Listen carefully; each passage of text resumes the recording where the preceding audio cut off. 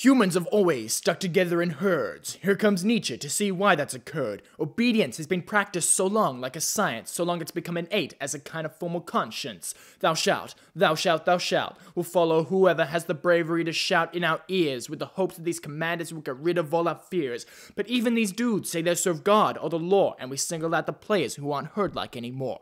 By herd-like he means modesty, benevolence, pity. We have to have our shepherd even if he's really bad. So we've lived in herds for ages, and people are really malleable, but love of one's neighbor seems surely incompatible with any idea of herd sustainability. These virtues are really extra moral civility. See, in Rome, sweet Rome, all the pity in your hood was only praised in the sense that it served the greater good.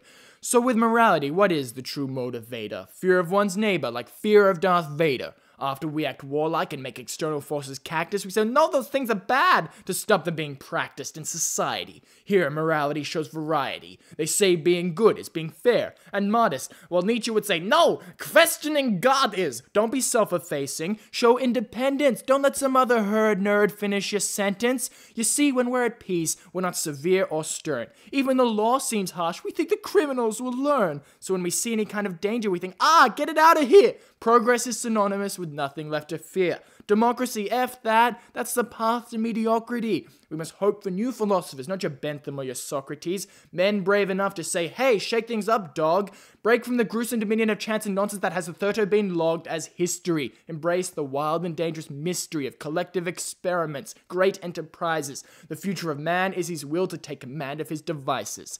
So what do, dog? Create the circumstances wherein such a soul could take up such advances. If the dude will be in charge, make his ego really large, so the real threat that all will fail seems to him like a mirage. Christian European socialist morality is our nemesis, as we stand tall looking at the world from the precipice, and realize that such greatness can be recognized, but true anxiety pools in our eyes, for we realize we could collectively degenerate human lives. All moral philosophy has been boring as hell. It's made the act of virtue a tough act to sell. Then again, it's good that these philosophers are so boring and stalling and no means enthralling. It's not really for everyone to have morality as their calling. But don't worry, Nietzsche's here to teach you about the possibility of danger, the hint of malice, the world-shaking consequences of acting callous. The Brits are boring, they make you loll, so come with Nietzsche down the rabbit hole. The utilitarians see morality as scientifical. How pitiful that morality is something that is measurable and testable goes against the Puritan ideal of morality as unquestionable. The utilitarians want morality of comfort and fashion, but their good is only good if the English have their rations. They act like their way is the only purpose of surviving, convinced all virtue on earth has consisted in such a striving. But it's wrong in thinking of morality as a goal or an ideal. We all want different things. Human nature is the deal breaker. Encourage them and morality stays mediocre.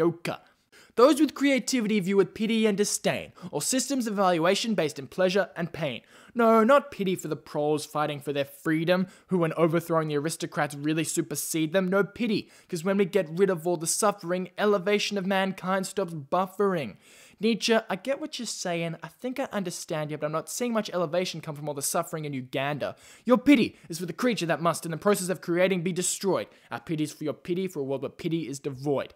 Looking at all our moralities, it's always slave and master, soldier and commander, student and headmaster. Those in charge that lay down the rules make those unlike them despicable. Being proud and exalted cannot be faulted, it's determinant of order of rank, divides a wagon from a tank. The utilitarians are cowardly and timid, they are mistrustful and limit and abase themselves. Would you rather take the former or the latter? A self-believing independent soul or a monument affording flattery and meaningless chatter?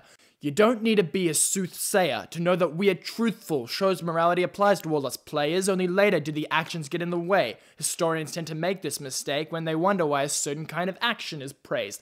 Anything that harms the noble in itself endows harm. The noble give away not out of pity, but the superfluity of power. Stay calm with your soft heart. It's not good for the noble and brave. It's the furthest part away from a morality for slaves. A morality of pity, a disintéressement. A man with self-belief and self-pride should lament this ironic selflessness, sympathy, warm hearts. These people are stupid, selfish, hypocritical farts. The powerful are prejudiced for ancestors, tradition, and the good old days. Modern belief in progress reveals an ignoble lack of respect for age. Today's views are at odds with the rulers saying only have duties to your equals. To the lower ranks, they do what they want and go beyond good and evil. Gratitude, subtlety, revenge, all depends on this noble morality. Break it down more, shall we? Slave morality, the abused, the oppressed, suffering hard-pressed, putting forth morals, saying they're the best. They're distrustful and suspicious of the virtues of the strong. He would like to convince himself that happiness is not genuine among them.